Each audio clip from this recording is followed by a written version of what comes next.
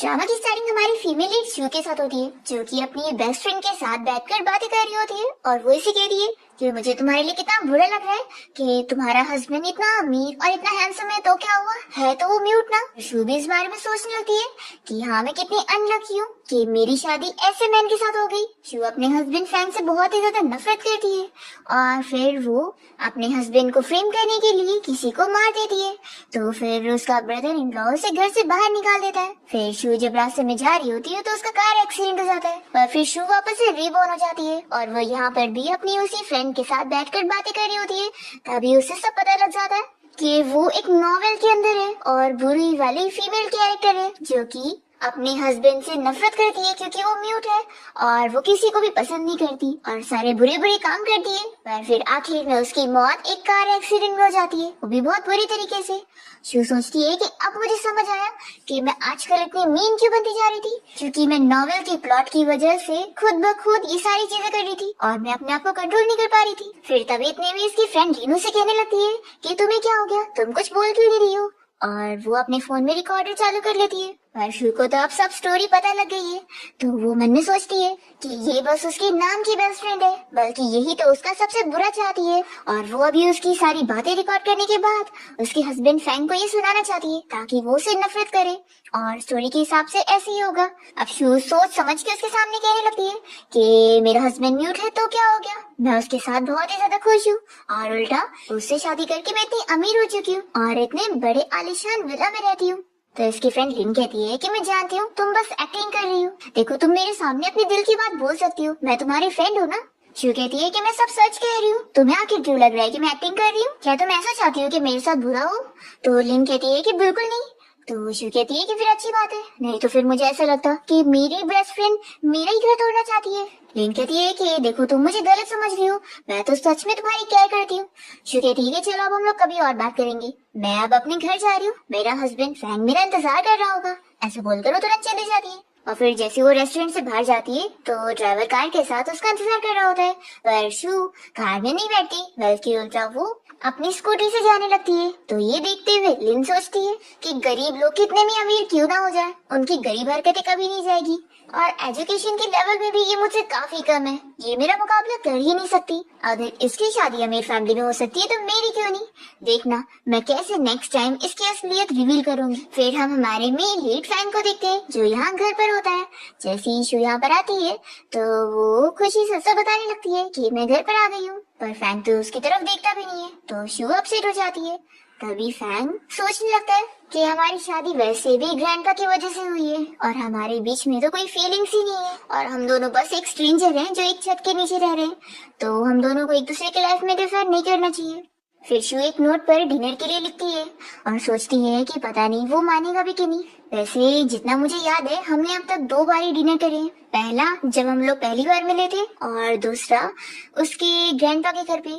उसके अलावा तो हमने कभी साथ बैठकर बातें भी नहीं करी। लेकिन अगर अब मैं नहीं चाहती हूँ कि मेरी वापस से वही ट्रेजिक एंडिंग हो और मैं इतनी बुरी मौत मरूं, तो मुझे फैंग के साथ अपना रिलेशन अच्छा करना होगा। फिर वो जाके नॉक करती है और उसे देखते हुए स्माइल करते हुए फिर वो नोट दिखाती है जिस पर लिखा होता है कि साथ में डिनर करे। तो फैंग उसे हाँ लिख कर देता है। शू तो बहुत ज्यादा खुश हो जाती है कि अब मैं सब कुछ ठीक करूंगी। वो उसे कहती है कि ठीक है, मैं आंटी को बोलती हूँ कि वो जल्दी से डिनर सर्व करे। फिर हम लोग खाते हैं। फिर फैंग तो शू के बिहेवियर से सोच में पड़ जाता है कि आज इसे क्या हो गया, ये इतना डिफरेंट बिहेव कैसे कर रही है। फिर डिनर के बाद जब ये दोनों रूम में आते हैं तो शू फैंग से कहती है कि चलो हम लोग बैठकर बातें करते हैं। तो वो फिर से शॉक हो जाता है कि ये काफी बदल चुकी है। फिर वो अपनी डायरी लेकर बैठ जाता है और लिखता है कि बोलो। शू सोचती है कि आखिर ये कुछ बोलता क्यों नहीं है, बस एक ही वर्ड लिखा है, वो भी कोई एक्सप्रेशन मार्क के बिना। फिर वो उसे बातें करने के लिए उसकी हैंडराइटिंग की तारीफ करने लग जाती है और कहती है कि क्या तुम मुझे और चीजें लिख के दिखाओगे। तो फिर फैंग उसे और चीज लिख कर दिखाता है। फिर शू कहती है कि चलो लास्ट क्वेश्चन, देखो मैं इतनी ज्यादा बातें करती हूँ और चुप ही नहीं होती हूँ, तो कहीं तुम मुझे अनोइंग तो नहीं समझोगे ना। तो वो कहता है कि नहीं तुम ठीक हो। तो फिर ये पढ़कर तो ये बहुत ज्यादा खुश हो जाती है और सोचती है कि यानी ये मुझसे नफरत नहीं करता है, यानी अभी भी मेरे पास चांस है हमारे रिलेशन को अच्छा करके सब कुछ ठीक करने का। अब मैं इस नॉवेल के हिसाब से बिल्कुल नहीं चलूंगी। फिर नेक्स्ट मॉर्निंग जैसी शू की नींद खुलती है तो वो शॉक हो जाती है कि वो इतनी लेट हो गई। फिर यहाँ पर फैंग अपने रूम से बाहर निकलता है और शू सोचने लगती है कि मैं रोज की तरह फिर से लेट उठी हूँ, मुझे उसके लिए कुछ अच्छा सा लंच बनाना था। बाहर फैंग ये सुनकर स्माइल करता है और यहाँ से चला जाता है। फिर हम देखते हैं कि शू अपने ऑफिस गई होती है और तभी इतने में उसे उसकी फ्रेंड लिन का मैसेज आता है। वो शू को मैसेज करके पूछती है कि आज हम लोग बाहर बारबेक्यू लंच करने चले। इसका मैसेज देखकर शू सोचती है कि ये अभी भी मुझे अपने जाल में फंसाना चाहती है और मेरे और फैंग के रिलेशन को खराब करना चाहती है। मैं इसे मौका ही नहीं दूंगी। वो उसे मैसेज कर देती है कि मेरे पास टाइम नहीं है और तुरंत ही उसका नंबर भी डिलीट करती है ताकि वो उसकी लाइफ से दूर हो जाए। और फिर सोचती है कि वैसे मुझे सच में बारबेक्यू खाने का मन कर रहा है। फिर वो फैंग को मैसेज करने लग जाती है और उसे पूछती है कि क्या आज वो ऑफिस के बाद उसके साथ बारबेक्यू डिनर करने चलेगा। वो उसे मैसेज करके कहती है कि मुझे एक अच्छा सा रेस्टोरेंट भी पता है। हम देखते हैं कि फैंग यहाँ पर अपनी कंपनी की मीटिंग में होता है और तभी जब शू का इतना सारा मैसेज आने लगता है तो वो उसका मैसेज पढ़ने लग जाता है। शू सोचती है कि मैंने उसे इतने सारे मैसेज कर दी, कहीं वो मुझसे तंग ना आ जाए, लेकिन नहीं, कल उसने बोला था कि वो नहीं आएगा। फिर फैंग उसे बताता है कि आज मैं ओवर टाइम वर्क करने वाला हूँ। तो फिर शू सोचती है कि जाने दो, वो बहुत ही कोल्ड बंदा है, तो सही बात है कि इतनी जल्दी तो हमारा रिलेशन अच्छा नहीं होगा। तो अब मैं उसे रिप्लाई कुछ नहीं करती हूँ, नहीं तो फिर वो मुझसे सच में तंग आ जाएगा। और फिर शू खुद की तारीफ करने लग जाती है कि मैं कितनी अच्छी हूँ, दूसरों के बारे में कितना सोचती हूँ। तो चलो अब मैं बारबेक्यू खाने के लिए खुद अकेली चली जाऊंगी। और फिर शू का कुछ रिप्लाई नहीं आ रहा होता है तो फैंग बार बार अपना फोन देखकर परेशान हो रहा होता है। तो उसके सारे एम्प्लॉयज शॉक होते हैं कि उसे क्या हो गया। फिर वो अपने असिस्टेंट को इशारा करता है तो असिस्टेंट तुरंत ही मीटिंग क्लोज करने के लिए बोलकर सभी एम्प्लॉयज को जाने बोलता है। फिर हम देखते हैं कि शू रेस्टोरेंट में अकेले बारबेक्यू खाने गई होती है, पर तभी उसकी कजिन रेन अपने बॉयफ्रेंड के साथ वहाँ पहुँच जाती है और शू को देखकर कहती है कि तुम अकेले बारबेक्यू खा रही हो, चलो हम लोग भी तुम्हें ज्वाइन करते हैं। और वो लोग यहाँ बैठ जाते हैं। शू सोचती है कि उसकी कजिन बहुत ज्यादा मीन पर्सन है, इसलिए उसे उसके सामने अपना मुंह बंद ही रखना चाहिए, उसे ज्यादा बातें नहीं करनी चाहिए। फिर वो चुपचाप से खाने पे ध्यान दे रही होती है तो उसकी कजिन कहने लगती है कि तुम कितनी बेचारी हो ना, मेरे पास देखो कितना अमीर बॉयफ्रेंड है जो कि यहाँ मुझे खाना सर्व भी करके दे रहा है, तुम्हारे पास तो कोई है ही नहीं। तभी इतने में फैंग यहाँ पहुंच जाता है तो शू उसे देखकर खुश होती है और कहने लगती है कि तुम यहाँ पर कैसे आए, तुम तो ओवर टाइम वर्क करने वाले थे ना। तो फिर वो उसे लिख कर देता है कि मैं बस यहीं से गुजर रहा था। शू कहती है कि फिर अच्छी बात है ना, तुम यहाँ पर मेरे साथ डिनर करो। तभी शू की कजिन रेन का बॉयफ्रेंड कहने लगता है कि ये कुछ बोल क्यों नहीं रहा है, क्या ये म्यूट है। फिर शू की कजिन रेन भी उसका मजाक उड़ाने लगती है और कहती है कि तुम्हें क्या एक म्यूट लड़का ही मिला था अपना बॉयफ्रेंड बनाने के लिए। अब मैं समझी कि तुम कभी अपने बॉयफ्रेंड को घर क्यों नहीं लाई, क्योंकि वो एक डिसेबल्ड है। फिर शू को बहुत गुस्सा आ जाती है और वो जल्दी से फैंग का फेस पकड़कर अपनी कजिन को दिखाने लगती है और कहती है कि इसे अच्छे से देखो, ये म्यूट है तो क्या हुआ, कितना ज्यादा हैंडसम है, इसके साथ रहकर तो मैं कितनी ज्यादा खुश हूँ, और तुम्हारा वाला देखो, उसे देख कर ही मुझे तो वॉमिटिंग हो रही है। फिर ये सुनकर शू की कजिन उसे चिल्लाने लगती है और उसका बॉयफ्रेंड भी कहता है कि तुम ये क्या कह रही हो। तो शू कहती है कि इतनी भी ज्यादा एक्साइटेड मत हो, कहीं तुम्हारे बाल ना गिर जाए। तो फिर वो डर जाता है और अपने सर पे हाथ लगाता है तो इतने में उस सच में उसका विग निकल जाता है। ये देखकर शू हंसने लग जाती है और यहाँ पर बैठे सभी लोग भी देखकर हंस रहे होते हैं। तो रैन जल्दी से अपने बॉयफ्रेंड को उसका विग पहनाती और कहती है कि तुम गुस्सा मत हो। और फिर इस कजिन का बॉयफ्रेंड यहाँ मैनेजर को बुलाकर शू और फैंग दोनों को यहाँ से निकालने का बोल रहा होता है, पर मैनेजर तो इन दोनों को यहाँ से निकलने के लिए बोलता है और बताता है कि फैंग तो यहाँ का वीआईपी है, तो उसे तो वो लोग निकालने का सपने में भी नहीं सोच सकते। कजिन ये सुनकर शॉक हो जाती है और अपने बॉयफ्रेंड के साथ यहाँ से चली जाती है और शू को फिर बहुत ज्यादा ही हंसी आती है। और फिर जब वो अचानक से फैंग को देखती है तो वो सोचती है कि सच में ये तो कितना ज्यादा हैंडसम है। फिर वो उसे बैठने के लिए बोलती है और उसे सारा खाना सर्व करने लगती है, पर फैंग को तो यहाँ का खाना खाने के लिए अनहाइजीनिक फील हो रहा होता है, पर जैसे ही वो खाना टेस्ट करता है तो उसे बहुत ही अच्छा लगता है। और फिर दोनों अच्छे से डिनर करने के बाद यहाँ से बाहर आ जाते हैं और तभी बाहर असिस्टेंट इंतजार कर रहा होता है फैंग को पिक करने के लिए और वो उसे और शू को साथ देखकर शॉक होता है और सोचता है कि बॉस यहाँ पर अपनी वाइफ के साथ डिनर करने के लिए आए थे, ये तो हिस्ट्री में पहली बार हो रहा है।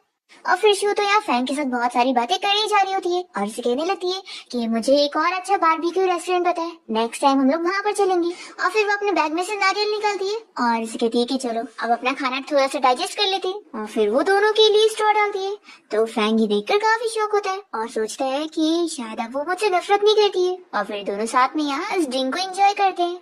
फिर घर आने के बाद शू सोचती है कि आज तो मैंने बहुत ही अच्छे से खाई हूँ, तो फिर वो अपना वेट मेजर करने लग जाती है। तभी इतने में पीछे फैंग आ जाता है तो उसे देखकर वो शॉक होती है और उसकी आंखें बंद करने लग जाती है। तो वो उसे उठा के दूर करता है। शू कहती है कि तुमने कुछ भी नहीं देखा ना, देखो लड़कियों का जो वेट होता है ना वो सीक्रेट होता है। ऐसा बोलकर वो जल्दी से जाके बेड पे लेट जाती है। फिर शू सोने के बाद रात में फ्रैंक के ऊपर कभी हाथ रख रही होती है, कभी पैर रख रही होती है, तो वो बेचारा फिर सो नहीं पाता है। तो फिर वो उसके वीचैट के सारे पोस्ट देखने लगता है और देखता है कि वो कितने सारे खाने के पोस्ट करी हुई है और कितनी सारी बातें करती है। तो फिर वो खुश तो होता है, लेकिन सोचता है कि वो काफी डिफरेंट है मुझसे। फिर वो अपने आप को समझाने लगता है कि हम दोनों अलग अलग दुनिया से बिलोंग करते हैं और हमारे बीच में फीलिंग्स नहीं है, तो हम लोग को एक दूसरे से दूरी रहना चाहिए। फिर नेक्स्ट मॉर्निंग जैसी शू की नींद खुलती है तो वो तो फैंग के बारे में ही सपना देखकर उठती है और खुश हो रही होती है। पफियो देखती है कि फैंग यहाँ पर है नहीं, तो वो सोचती है कि क्या मैं आज भी लेट उठी हूँ। फिर वो टाइम देखती है और सोचती है कि वो तो 8 बजे ऑफिस जाता है ना, तो आज इतनी जल्दी क्यों चला गया, क्या वो मुझे जानबूझ के अवॉइड कर रहा है। फिर दूसरी तरफ हम देखते हैं कि फैंग यहाँ पर अपने ऑफिस में होता है और तभी वो यहाँ पर शू के सारे पोस्ट चेक कर रहा होता है। उसने अभी फिलहाल एक पोस्ट करी होती है जिसमें उसने अपने फेवरेट एनीमे आकाश वीची का फोटो पोस्ट करी होती है। तो फैंग उसके पोस्ट को लाइक कर देता है। फिर शू ये देखकर खुश हो जाती है और सोचती है कि वही तो, आखिर वो मुझे अवॉइड क्यों करेगा, उससे तो मेरा पोस्ट भी लाइक करा है। फिर ये उसे मैसेज करके पूछने लगती है कि आज भी क्या हम लोग साथ में डिनर करें। फिर इतने में इसकी फ्रेंड यहाँ पर आई होती है और वो उसे कुछ तो बताने लगती है। तो शू को उसकी बातें सुनकर याद आता है कि आज 8 तारीख है और आज ही के दिन तो मेरे पेरेंट्स के घर पे मेरे कुछ रिलेटिव्स आने वाले हैं और उस कजिन की फैमिली भी आने वाली है। मुझे याद है स्टोरी के हिसाब से मेरे डैड उन लोगों को इस बारे में बता देने वाले कि मेरा हस्बैंड कोई और नहीं मिस्टर फैंग है, जो कि इतना अमीर है। जब इस बारे में उन लोगों को पता लगेगा तो वो लोग काफी फिर मेरा फायदा उठाएंगे और मैं भी उन लोगों को काफी बिलियंस की प्रॉपर्टी वगैरह दे दूंगी और ये सब स्टोरी के हिसाब से होगा, लेकिन इस बार ऐसा नहीं हो सकता। फिर वो तुरंत ही फैंग को मैसेज कर देती है कि आज हम लोग डिनर नहीं कर सकते, आज मुझे जरूरी काम से अपने पेरेंट्स के घर पे जाना है। और फिर ये मैसेज करने के बाद शू सीधा अपने मॉम डैड के घर पे जाने के लिए यहाँ से निकलती है। और दूसरी तरफ हम देखते हैं कि शू के मॉम डैड के घर पे उसके कजिन और उसके मॉम डैड आए होते हैं और वो लोग यहाँ पर कह रहे होते हैं कि शू को भी घर पे बुला लो। फिर शू के डैड उसे कॉल करने वाले होते हैं, इतने में शू खुद ही घर पहुंच जाती है। तभी यहाँ पर उसके अंकल कहने लगते हैं कि तुमने शादी भी कर ली और हमें अपने हस्बैंड से मिलवाई भी नहीं, ऐसे कैसे तुम कर सकती हो, तुमसे अच्छी तो देखो तुम्हारी कजिन है जिसने तुरंत ही अपना बॉयफ्रेंड ढूंढने के बाद हमें उससे मिलवाई थी। और फिर यहाँ पर कजिन की मॉम और डैड दोनों यहाँ पर उसके बॉयफ्रेंड के बारे में शो ऑफ करने लगते हैं कि वो कितना ज्यादा अमीर है और उन लोगों को कितनी सारी चीजें दिलाता है। और फिर अंकल कहने लगते हैं कि तुम्हारा हस्बैंड तो इतना अमीर नहीं होगा ना और एक गरीब होगा। फिर शू की कजिन उसका मजाक उड़ाने लग जाती है कि उस दिन जो म्यूट तुमसे मिलने आया था वो जरूर तुम्हारा हस्बैंड होगा ना, सच में वो तो एक डिसेबल था, उसके पास क्या ही होगा। तो फिर ये सुनते के साथ ही शू के डैड बताने जा रहे होते हैं कि वो कितना ज्यादा अमीर है और ये लोग उसके बारे में कुछ भी ना बोले। तभी शू जल्दी से अपने डैड को रोक देती है और उन्हें फैंग के आइडेंटिटी के बारे में बिल्कुल बताने नहीं देती है। तभी इतने में टीवी में फैंग के बारे में न्यूज चलने लगती है और फिर जैसे ही फैंग दिखने वाला होता है तो शू जल्दी से टीवी के सामने आकर खड़ी हो जाती है ताकि उसकी कजिन देखकर पहचान न ले। तभी हम फैंग को देखते हैं जो कि शू के घर के बाहर पहुंच जाता है और वो यहाँ पर बहुत सारे गिफ्ट भी लेकर आया होता है। तभी जैसे ही फिर वो डोर पे नॉक करता है तो शू जाके दरवाजा खोलती है और उसे देखकर तुरंत ही दरवाजा बंद कर लेती है। तो फिर फैंग तो बहुत ही शॉक हो जाता है और अपने असिस्टेंट को देखता है कि ये क्या हो गया। फिर शू को वापस से दरवाजा खोलना ही पड़ता है और फैंग तुरंत ही ये सारी गिफ्ट लेकर घर में आ जाता है। फिर शू जल्दी से फैंग को लेकर बैठाती है। तभी उसकी आंटी कहने लगती है कि जरूर तुम्हारे हस्बैंड को पता लग गया होगा कि हम लोग यहाँ पर आए हुए, तो इसलिए ये सारे गिफ्ट लेकर आया होगा शो ऑफ करने के लिए। अरे देखो हम लोग फैमिली है ना, फैमिली के सामने शो ऑफ करने की जरूरत नहीं है। तभी अंकल कहने लग जाते हैं कि अभी टीवी में जिस मिस्टर फैंग के बारे में न्यूज चल रही थी वो बिल्कुल तुम्हारी तरह दिख रहा था ना। तो कजिन कहती है कि डैड आप ही क्या कह रहे हैं, ऐसा बिल्कुल नहीं हो सकता है, ये डिसेबल आखिर वो मिस्टर फैंग थोड़ी ना होगा। फिर आंटी भी कहने लगती है कि हाँ आखिर इन लोगों का सन इन लॉ हमारे वाले से थोड़ी ना अच्छा होगा, हमारा वाला ज्यादा अमीर है और इस म्यूट के पास होगा ही क्या। फैंग को ये सुनकर गुस्सा आ रहा होता है और फिर जैसे वो शू की तरफ देखता है तो वो उसे शांत कराती है और कहती है कि हाँ हाँ आप लोग की फैमिली में सारा अच्छा लग चल रहा है और मैं तो चाहती हूँ कि आप लोगों के घर में तो पैसों की बारिश भी होने लग जाए, आप लोग इतने पैसों की लालची जो। तो फिर शू की आंटी और कजिन इस बात पर बहुत ही गुस्सा हो जाते हैं। तो यहाँ पर शू की मॉम आ जाती है और इन लोगों से कहने लगती है कि अब बस बहुत हो गया, और वो इन लोगों को अपने घर से बाहर निकाल देती है। फिर शू के डैड जल्दी से फैंग से सॉरी कहने लगते हैं, जो अभी उसके अंकल आंटी यहाँ पर उसका मजाक जो उड़ा रहे थे। तो फैंग जल्दी से अपनी बुक में लिख कर देता है कि कोई बात नहीं। फिर शू के मॉम डैड इन लोगों के लिए कुकिंग करने किचन में चले जाते हैं और फिर फैंग यहाँ शू की तरफ देखकर उसे एक्सप्लेन करने के लिए कह रहा होता है। तो फिर वो सब बताती है कि मैंने जानबूझ के उन लोगों को तुम्हारी आइडेंटिटी के बारे में नहीं बताई। अगर उन लोगों को पता लग जाता कि तुम इतने अमीर और तुम ही वो मिस्टर फैंग हो जिसके बारे में न्यूज चल रही थी, तो फिर वो लोग तुम्हारा कितना फायदा उठाते और तुमसे कितनी सारी चीजें डिमांड करने लगते और तुम्हारे पीछे ही पड़ जाते, तुम्हें परेशान करते। फिर ये सुनने के बाद फैंग सोचता है कि यानी ये मेरी फिक्र कर रही थी और फिर वो तो खुश हो जाता है। फिर शू से कहती है कि तुम यहीं पर ही बैठो, मैं भी अपने मॉम डैड के जाके हेल्प करती हूँ। फिर वो जैसे किचन में आती है तो अपने डैड से कहने लगती है कि डैड प्लीज अभी के लिए हमारे रिलेटिव्स को मेरे हस्बैंड के बारे में बिल्कुल मत बताना। तो फिर डैड कहने लगते हैं कि तुम माँ बेटी का तो मुझे बिल्कुल समझ नहीं आ रहा है कि आखिर तुम लोग फैंग के बारे में क्यों छुपा रहे हो। तुम लोगों ने कौन सा छुप कर शादी करे हो, तुम्हारे ग्रैंडपा ने ये शादी डिसाइड करे थे। तो शू कहने लगती है कि डैड आप बिल्कुल सही कह रहे हैं, लेकिन आपको पता है ग्रैंडमा मेरे सपने में आई थी और उन्होंने कहा कि अगर इस बारे में हमारे रिलेटिव्स को पता लगेगा ना तो फिर हमारी फैमिली का मिसफॉर्चून होगा। तो आप क्या चाहते हैं कि हमारे साथ बुरी बुरी चीजें हो।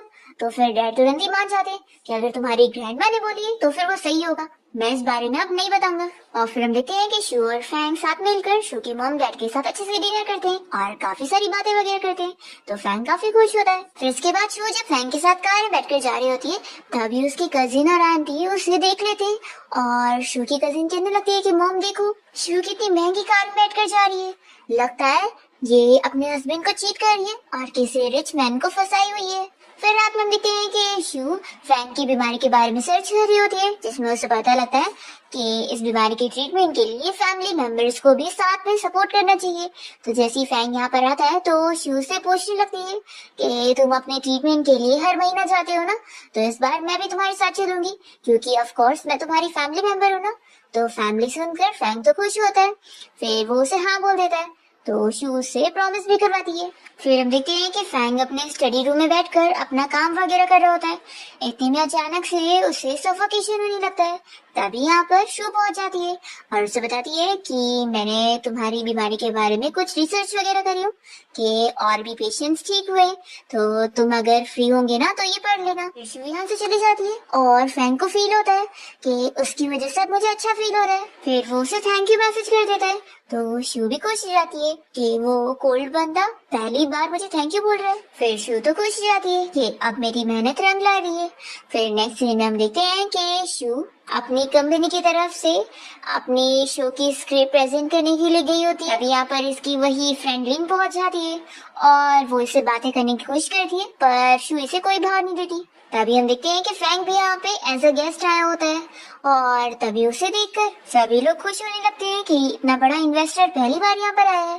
फिर इतने में शू की टीम मेंबर आकर उसे बताती है कि उनके प्रोजेक्ट में कुछ गड़बड़ी आ गई है। फिर शू तुरंत ही जाती है उसे ठीक करने के लिए और वो इस प्रॉब्लम को ठीक कर देती है। तो उसके सारे टीम मेंबर्स बहुत ही खुश होते हैं और फिर उन लोग का प्रोजेक्ट स्क्रीन पर प्ले होता है। शू जब यहाँ बाहर निकलती है तो फैंग अपनी कार लेकर पहुंचा होता है तो वो कार में बैठ जाती है। तभी हम देखते हैं कि शू के कुछ कलीग उसे इस कार में बैठते हुए देख लेते हैं और सोचते हैं कि वो तो मैरिड है ना, लगता है उसने किसी रिच मैन को भी फंसाई हुई है। तभी यहाँ शू फैंग से पूछने लगती है कि तुम क्या यहाँ मेरा वेट कर रहे थे, तुम इसे लिख कर देता है कि नहीं, मैं बस यहीं से गुजर रहा था तो सोचा कि तुम्हें भी ले लूं। तो फिर ही कहती है कि फिर तो मैं कितनी लकी हूँ ना, मुझे फ्री में राइड मिल गई। फिर शू की कलीग उसे कॉल करके इस बारे में बताती है कि उन लोग के प्रोजेक्ट में किसी रिच इन्वेस्टर ने इन्वेस्टमेंट कर दिया, वो भी पूरे 80 मिलियन की। तो शू ये जानकर बहुत ही खुश होती है और पूछने लगती है कि उस इन्वेस्टर का नाम बताओ, मैं उसे हाथ जोड़कर थैंक्स करना चाहती हूँ। तो फिर उसकी कलीग बताती है कि वो मिस्टर फैंग है। तो फैंग तुरंत ही उसे लिख कर दे देता है कि यहाँ कार में ये सारी हरकतें करने की जरूरत नहीं है।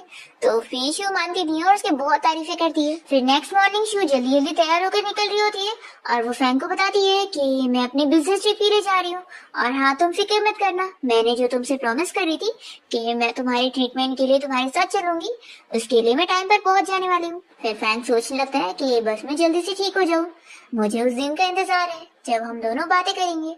फिर इसके बाद फैंग अपने ट्रीटमेंट के लिए गया होता है और यहाँ डॉक्टर ने उसे हिप्नोटाइज करने के लिए लगाया होता है। फिर जैसे ही फैंग को पास्ट की चीजें याद आने लगती है तो वो बहुत ही घबराने लगता है। तभी यहाँ पर शू पहुंच जाती है तो उसे देखकर वो शांत होता है। फिर डॉक्टर बताने लगता है कि उसका इस बार का ट्रीटमेंट काफी अच्छा गया है और अब आसार लग रहे हैं कि वो जल्द ही बोल पाएगा। तो फिर शू ये सुनकर बहुत ही खुश होती है। फिर डॉक्टर उसे फैंग के बारे में और बता रहा होता है कि क्योंकि अब वो धीरे धीरे कभी कभी बोल पाएगा तो उसे ध्यान देना होगा कि ये कैसे होगा ताकि वो फिर जल्दी ठीक हो पाए। फिर रात में हम देखते हैं कि शू ने यहाँ पर फैंग के लिए टॉनिक सूप बनाई होती है ताकि फिर वो जल्दी से ठीक हो। फिर फैंग जैसे ये पी लेता है तो शू तो तुरंत ही सो जाती है। और फिर फैंग सोचने लगता है कि हमेशा ही जब भी वो ट्रीटमेंट के लिए जाता है तो उसके बाद उसे नींद नहीं आती है, तो आज भी नहीं आएगी। फिर वो यहाँ शू को हक करके सो जाता है और उसे पता भी नहीं चलता। फिर नेक्स्ट मॉर्निंग हम शू को देखते हैं जो कि इस बारे में सोच रही होती है कि कल रात फैंग उसे ऐसे हक करके सोया हुआ था कि वो बिल्कुल सो नहीं पाई है। फिर वो सोचने लगती है कि डॉक्टर ने तो बताया था कि हर बार वो ट्रीटमेंट के बाद इंसोम्निया की वजह से सो नहीं पाता है, तो ये सोचती है कि इस बार उसे क्या हो गया। फिर तभी इतने में शू को उसके कलीग का फोन आया होता है तो वो उसे कॉल पर बातें करने लगती है। तभी फैंग यहाँ पर आकर उसे कॉल पे बातें करते हुए देख लेता है और जेलस हो जाता है कि वो किसी लड़के से बात कर रही है। फिर रात में हम देखते हैं कि फैंग जैसे रूम में आता है तो वो देखता है कि शू तो सो रही है और आज उसने उसके लिए सूप भी नहीं बनाई। तो फिर वो उसे हक करके सोने लग जाता है। विशु की नींद खुल जाती है और वो सोचती है कि आज तो मैंने इसे सूप भी नहीं दी, तो यानी कि आज तो ये नशे में नहीं है, तो भी ये मुझे क्यों हक करा हुआ है। फिर नेक्स्ट डे हम देखते हैं कि फैंग अपने ऑफिस में होता है। तभी उसका असिस्टेंट बताने लगता है कि एक इन्वेस्टर की तरफ से उसे फ्रेंच डिनर का ऑफर आया है, तो क्या उसे वो मना कर दे। तभी फैंग शू को मैसेज करके उससे पूछता है कि क्या तुम मेरे साथ फ्रेंच डिनर करने चलोगी, तो वो तो खुशी से हाँ बोल देती है। फिर फैंग शू को लेकर डिनर के लिए पहुंचता है और शू से पूछती है कि मैं अच्छे से तैयार हुई हूँ ना। देखो मैंने अच्छे से इसलिए तैयार हुई ताकि मैं तुम्हें एम्बैरेस ना फील करवाऊं। फिर पार्टी में एक बंदा यहाँ फैंग से बातें करने लगता है और वो शू की तरफ भी देख रहा होता है, तो फैंग को जेलसी हो जाती है और वो शू को अपने नजदीक करता है। फिर इसके बाद शू जब यहाँ वॉशरूम से बाहर निकलती है तभी वो देखती है कि ये सारे लोग अपनी लैंग्वेज में फैंग के बारे में बातें कर रहे हैं और उसका मजाक उड़ा रहे हैं। तो फिर शू को बहुत गुस्सा आ जाती है और वो इन लोगों को इन्हीं की लैंग्वेज में चिल्लाने लगती है कि वो लोग आखिर ये सब कैसे बोल सकते हैं। तभी यहाँ पर फैंग भी आ जाता है शू का साथ देने के लिए। तो शू सोचती है कि लगता है इसने अपनी सारी बुराई सुन ली है। शू कहती है कि रुको, मैं जाकर उन लोगों को और सबक सिखा के आती हूँ, ऐसे कैसे वो लोग तुम्हारे बारे में सब कह रहे थे। तो फिर फैंग कहता है कि शू रुक जाओ। ये सुनकर वो शॉक हो जाती है कि उसने बोला। फिर वो उसे लिख कर देता है कि तुम्हें उन जैसे लोगों के ऊपर अपना टाइम वेस्ट करने की जरूरत नहीं है। तो शू कहती है कि अभी तो तुम मुंह से बोल रहे थे ना, तो तुम वापस अब लिख क्यों रहे हो। तो फिर वो उसे वापस से लिख कर देता है कि ऐसा नहीं है कि मैं बोल नहीं सकता हूँ, मुझे बोलना आता है, बस मैं शायद बोलना चाहता नहीं हूँ और ये कुछ साइकोलॉजिकल रीजन की वजह से हो गया है। तो फिर शू कहने लगती है कि फिर आखिर अभी तुमने कैसे बोले थे, ये किस रीजन से होगा। तो फैंग मन में सोचता है कि वो उसकी साइड लेने जा रही थी, तो इस वजह से वो तुरंत ही अपने सबकॉन्शियस रिएक्शन की वजह से बोल पाया था। फिर शू सोचने लगती है कि लोग इसकी बुराई कर रहे थे, तो क्या इस वजह से इसका मूड स्विंग हो गया, इसलिए ये बोल पाया। फिर वो उसे कहने लगती है कि वैसे तुम्हारी आवाज बहुत ज्यादा अच्छी थी और मुझे तो बहुत ही ज्यादा पसंद आई। और शू सोचती है कि हाँ, मुझे उसकी तारीफ करते रहना चाहिए क्योंकि ये भी तो एक थेरेपी है। तुम्हें पता है, जैसे मैंने तुम्हारी आवाज सुनी ना तो मुझे लगा जैसे किसी वॉइस एक्टर की आवाज है, इतनी अच्छी आवाज थी और तुम कितने हैंडसम भी तो हो। फिर रात में शू और फैंग दोनों ही सो जाते हैं और शू यहाँ नींद में फैंग को हाथ पैर से टच करने लग जाती है, तो वो जाग जाता है और वो बेचारा इतना नर्वस हो जाता है कि सो ही नहीं पाता। और फिर नेक्स्ट मॉर्निंग शू यहाँ पर फैंग से जब बातें करने लगती है तो वो तो कुछ बातें ही नहीं करता। शू सोचती है कि अब इसे क्या हो गया, ये बार बार स्विच कैसे होता रहता है। जाने तो मैं ज्यादा क्वेश्चन नहीं पूछती हूँ, नहीं तो गुस्सा हो जाएगा। फिर फैंग जब अपनी कंपनी जाता है तो वो अपनी 2 एम्प्लॉइज को इस बारे में बातें करते हुए सुनता है। वो लोग कह रही होती है कि आजकल इंटरनेट पर साइकोलॉजिकल अट्रैक्शन ये टर्म बहुत ज्यादा फेमस हो गया है, जिसका मतलब है कि अगर कोई पर्सन किसी को लाइक करता है तो वो उससे फिजिकली अट्रैक्ट होगा, यानी कि जब वो सो रहा होगा या होश में नहीं होगा वो उसे किसी हक करने की कोशिश करेगा। तो ये सुनने के साथ ही फैंग याद करने लगता है कि शू उससे हमेशा नजदीक आने की कोशिश करती है और कल रात भी वो उसे हक कर दी थी। फिर वो इस बारे में और इंटरनेट पे सर्च करता है और बहुत ही खुश होने लगता है कि यानी मेरी वाइफ मुझसे फिजिकली अट्रैक्ट है। नेक्स्ट डे हम देखते हैं फैंग की कंपनी में दो एम्प्लॉयज आपस में इस बारे में बात कर रहे होते हैं कि उन लोगों ने फैंग के बारे में सुने कि कल वो अपने होटल गया हुआ था और वहां पर उसने अपने मुंह से बोला है, यानी कि अब वो ठीक हो रहा है, वो भी अपनी मिस्टीरियस वाइफ की वजह से। तो फिर ये लोग काफी खुश रहने लगते हैं। तभी यहाँ पर लिन भी बैठी होती है और वो सुन लेती है और सोचने लगती है कि क्यों ना मैं मिस्टर फैंग के पास जाऊं, मेरे पास अच्छा चांस है उन्हें सेड्यूस करने का। फिर फैंग अपने ऑफिस में होता है, तभी इसका असिस्टेंट इसे एक गिफ्ट लाकर देता है और बताता है कि किसी लेडी ने आपको ये गिफ्ट करी है। तो फैंग देखता है कि उसमें एक नोट लिखा हुआ है, तो वो सोचता है कि ये शू की तरफ से वो उसे रेस्टोरेंट में मिलने के लिए बुला रही है। तो फिर ये खुश हो जाता है और फिर शू की पसंद की परफ्यूम लगाकर ये रेस्टोरेंट में उसे मिलने पहुंचता है। पर ये नोट तो लिन ने लिखी होती है और वो यहाँ पर आ जाती है और कहने लगती है कि मिस्टर फैंग, मैं आपको ये बात बताने वाली तो नहीं थी, लेकिन सोची कि आपको बता दूं, आपकी वाइफ शू आपको धोखा दे रही है। फैंग तुरंत ही यहाँ से उठकर जाने लगता है। रोलिंग जल्दी से शू की वो रिकॉर्डिंग चालू कर देती है जिसमें वो कह रही थी कि मेरी शादी मेरे ग्रैंडपा ने जबरदस्ती से करवा दी, नहीं तो उस म्यूट बंदे से शादी कौन नहीं करता, मैं उससे बहुत नफरत करती हूँ। फैंग जब ये सुनता है तो वो रुक जाता है। फिर लिन उसे बताने लग जाती है कि शू मेरी बेस्ट फ्रेंड है, इसलिए उसके अंदर के राज सिर्फ मैं ही जानती हूँ और मैं आपको बता रही हूँ कि वो आपके पीठ पीछे कितनी बार आपकी बुराई करती रहती है, वो सच में दोगली इंसान है। तो फैंग कहता है कि तुमने चुपके से उसकी बातें रिकॉर्ड करी हो और उसके पीठ पीछे ये सब कह रही हो और तुमने उसके नाम से मुझे यहाँ बुलाई हो, तो तुम्हें नहीं लगता कि दोगली तो तुम हो? ऐसा सुनाकर वो यहाँ से जाने लगता है। तो फिर लिन जोर से कहती है कि मैं आपको शू की असलियत दिखाना चाहती थी, पर फैंग तो यहाँ से चला जाता है। तो ये सोचती है कि फैंग ने मेरी बात पर बिलीव नहीं किया तो क्या हो गया, कम से कम वो अब शू पर भी बिलीव नहीं करने वाला। फिर रात में फैंग जब अपने स्टडी रूम में बैठकर काम कर रहा होता है, तभी शू उसके लिए पेस्ट्री लेकर आती है और कहती है कि टेस्ट करो, ये मैंने बनाई हूँ। तो फिर ये सोचने लगता है उसी रिकॉर्डिंग के बारे में कि वो कह रही थी कि वो उसे शादी करके खुश नहीं है और बस ग्रैंडपा की वजह से उसने शादी करी है। तो फिर ये सोचता है कि मुझे इसके साथ डिस्टेंस मेंटेन करके रखना चाहिए, ताकि फिर उसे जब कोई लड़का पसंद आएगा तो फिर ये उसके पास चली जाएगी। शू सोचती है कि शायद वो काम में बिजी है इसलिए अभी कुछ कह नहीं रहा है, तो वो चली जाती है। फिर हम देखते हैं कि शू जब अपने कलीग के साथ यहाँ अपनी कंपनी में होती है तो वो उसके साथ बाहर लंच करने बैठ जाती है और तभी यहाँ फैंग उसे लंच देने के लिए आ रहा होता है और जब वो इन दोनों का ऐसे साथ देखता है तो वो जेलस होकर चला जाता है। तो असिस्टेंट की लंच बॉक्स एक एम्प्लॉय को दे देता है कि वो शू तक पहुंचा दे और कह दे कि ये मिस्टर फैंग की तरफ से। फिर जब शू को ये लंच बॉक्स मिल जाता है तो वो सोचती है कि फैंग यहाँ पर क्यों नहीं आया, तो वो समझ जाती है कि कहीं उसने मिसअंडरस्टैंड तो नहीं कर लिया। फिर इसके बाद फैंग तो शू को अवॉइड करने लग जाता है और वो ज्यादा टाइम अपनी कंपनी में बिताने लगता है और काफी स्मोक भी कर रहा होता है। फिर इसके बाद जब वो घर पहुंचता है तो शू से देखने के साथ ही जल्दी से उसे हक कर लेती है और फिर उसे पूछती है कि आखिर तुम मुझे अवॉइड क्यों कर रहे हो, क्या तुम अब मुझसे नफरत करने लगे हो? देखो इतनी मुश्किलों से तो हमारे बीच की चीज इतनी ठीक हुई थी और मैं वापस से शुरू में नहीं पहुंचना चाहती हूँ। तो फिर फैंग उसे कहने लगता है कि अगर तुम किसी को लाइक करती हो तो मुझे बता सकती हो, मैं पीछे हट जाऊंगा। शू कहती है कि मैं जिसे लाइक करती हूँ वो तुम हो और तुम यानी कि सोच रहे थे कि मैं किसी और को लाइक करती हूँ, इसलिए तुम मुझे अवॉइड कर रहे थे और मैं हमेशा से तुम्हें ही लाइक करती थी, यानी कि तुम खुद से जेलस हो रहे हो। फिर नेक्स्ट टाइम देखते हैं कि शू जब अपनी कंपनी में आती है तो वो कल के बारे में याद करने लगती है कि कैसे वो फैंग को सब एक्सप्लेन करने के लिए उसे सीसीटीवी फुटेज भी दिखा रही थी कि वो अपने कलीग के साथ बस नॉर्मल लंच कर रही थी क्योंकि उसी ने उसे इनवाइट कर दिया था। और फिर यही सब याद करके सोचती है कि वैसे वो जेलस होने पर बहुत ही क्यूट लग रहा था। फिर शू को अचानक से यहाँ पर उसके डैड की कॉल आती है और वो उसे बताते हैं कि तुम्हारी मॉम बाथरूम में स्लिप होकर गिर गई है। शू ये सुनते के साथ ही रोने लग जाती है और फिर वो तुरंत ही घर आने के लिए निकल रही होती है, तभी इतने में यहाँ पर फैंग उसे पिक करने आया होता है और वो उसे संभालने लगता है कि रो मत, सब कुछ ठीक हो जाएगा।